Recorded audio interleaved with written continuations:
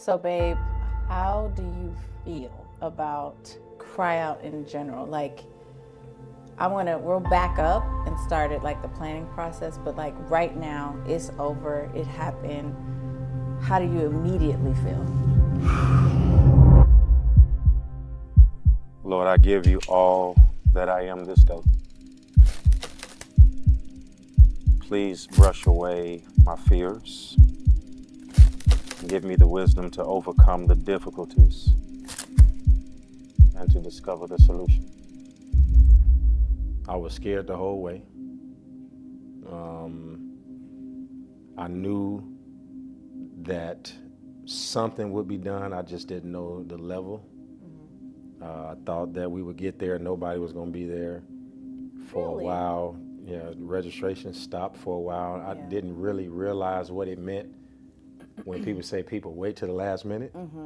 Because when all of your events have been free, waiting to the last minute ain't a problem. But when you have to pay vendors and all that, so relieved, but so excited because that thing blew my mind. Right. Bishop Jacob, health person, next to a motivational speaker, next to an old school worship, next to a new school idea, just complete chaos. Because I knew that the people in the room was just going to be as multifaceted as my own ideas were. Because I'm thinking chaos and everybody was trying to Get structure. Yeah. And I didn't want it to be structured in such a way where you could identify it and say, when I go to cry out, this is what it's going to be. You know, a Caucasian lady who didn't raise her voice at all. Next to a guy who preached so hard that I literally was leaning over the steps about to cry. Like, I mean, I did cry. I was in the same space. The lineup was absolutely crazy because you had, like, I knew John Hannah. You know, I was super excited. That was knew like that. the highlight of my weekend. You basically was like, you was like, if John preach, then I'm good to go. Period. I knew I was going to get what I needed over the weekend because Pastor John Hannah was going to preach. Yeah. Now, I didn't know what to expect. Even with Pastor Mike Todd, I thought we were going to get maybe more lecturing style. That's what I expected. And that man got up there and ran and danced. And I mean, his energy is high, but he preached. And I see Pastor Mike Todd in clips on Instagram all the time. And he's always, you know, like intellectually talking. So what he did on that stage, I did not expect at all. But let me tell you the method, babe. The method was I knew all of those people would speak to the audience that was in front of them. So what Pastor Mike Todd does at his church and what you see online is because that's the audience he's talking to at that time. I knew what his roots were, right? And so every person that came in, from Eric to Leandria to Mike Todd to John Hannah to Travis Green, you saw all of them take what they do, but they morphed into what was in front of them. And I knew that they all came out of the same chaos that I came from. All of those people were rooted and grounded in the early, what we would call old school church, and have matriculated and found a way to be like, you know, now I'm this, you know, they're modern in their ministry approach, but you can't never get away from where you came from. And that's why it turned into what it turned to, because everybody really tapped into where we all really came from. Right. And you gave them a little bit of everything, because then you have Kathy Taylor that comes up and sings old school. But did that almost tear you up? Listen, you know I love me some Miss Kathy.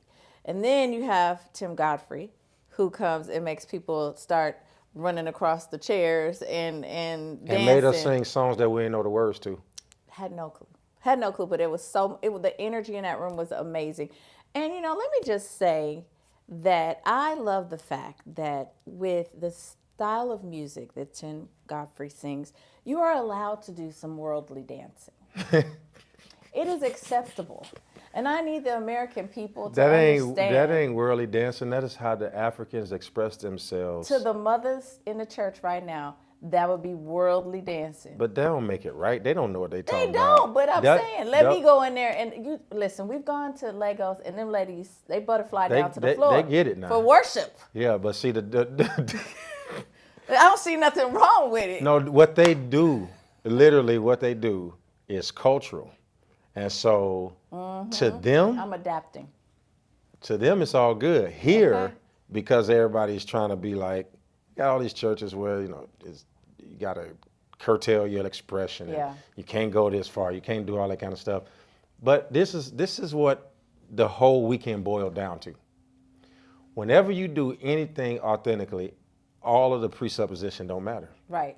So you could be like, that looked worldly, but because they were authentically doing it in that moment, Right. nobody looked up and said, That's true. You know Because what I'm everybody saying? started doing it. the whole atmosphere was authentic. Yeah. I'm with it. Listen, Yeah. I was all in. You hear me? You All should have in. went up there with him and gotten the Soul And Train Butterfly. line and Butterfly. I thought about that's it, babe. old. I thought about it, but I'm glad you didn't. yeah.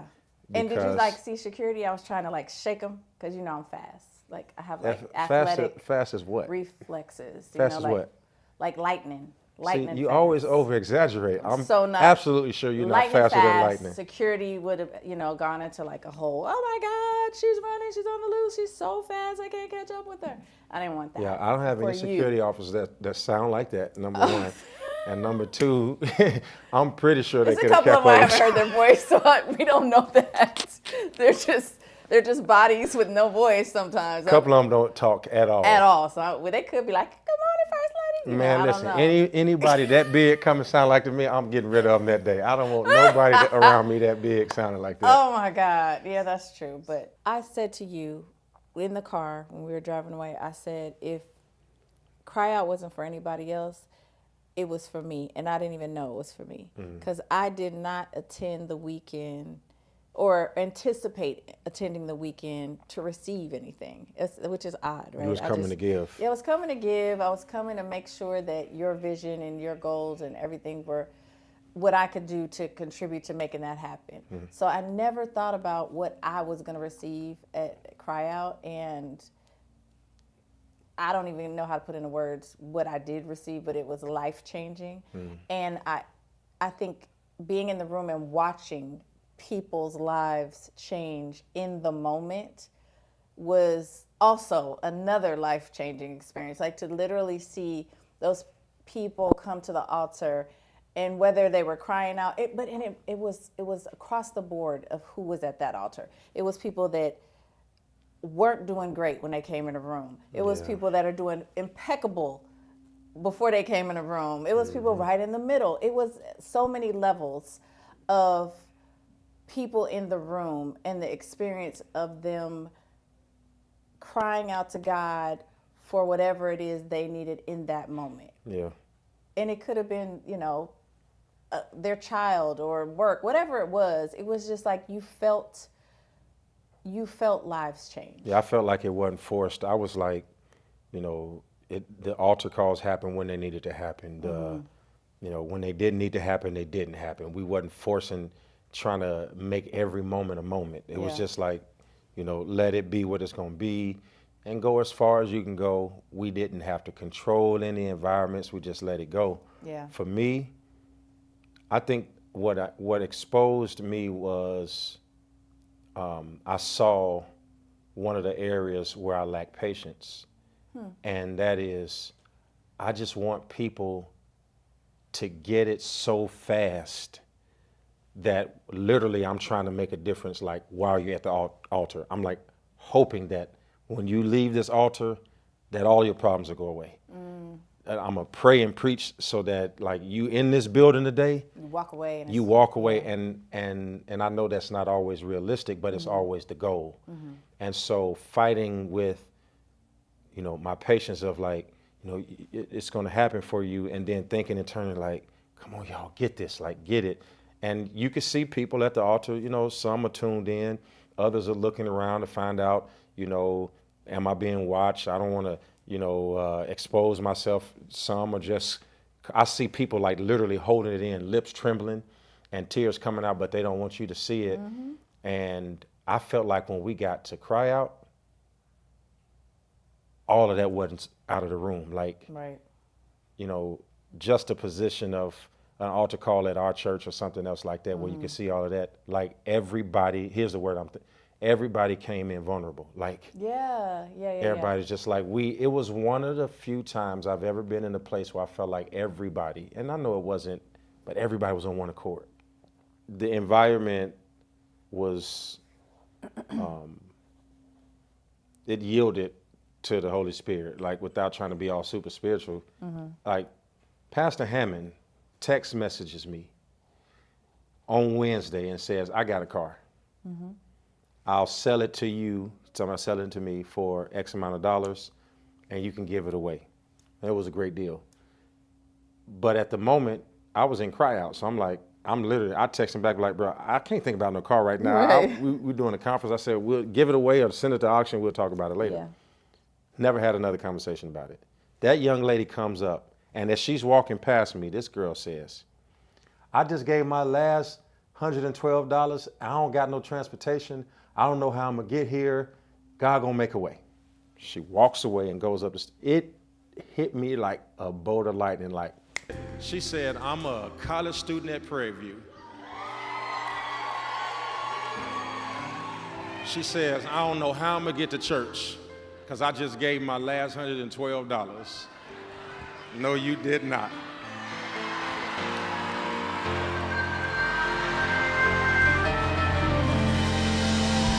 I promise you that's more than $112. I promise you, you'll be able to get back and forth a few times off that.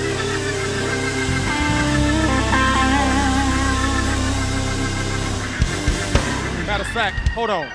Bring her here. Come here. Do you still have that car that you told me about yesterday? You got a car right now. You got a car.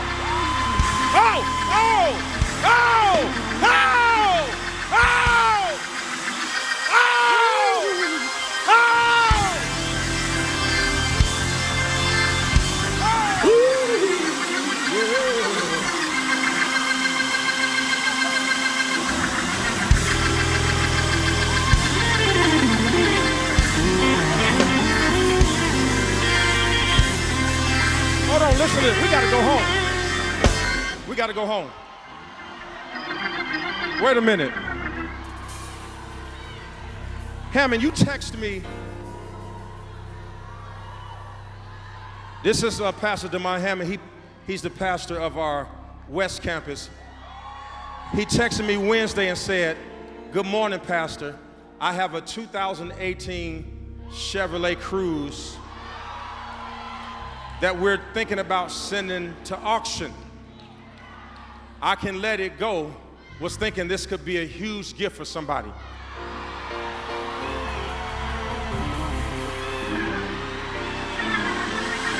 Won't he do But because you cried out,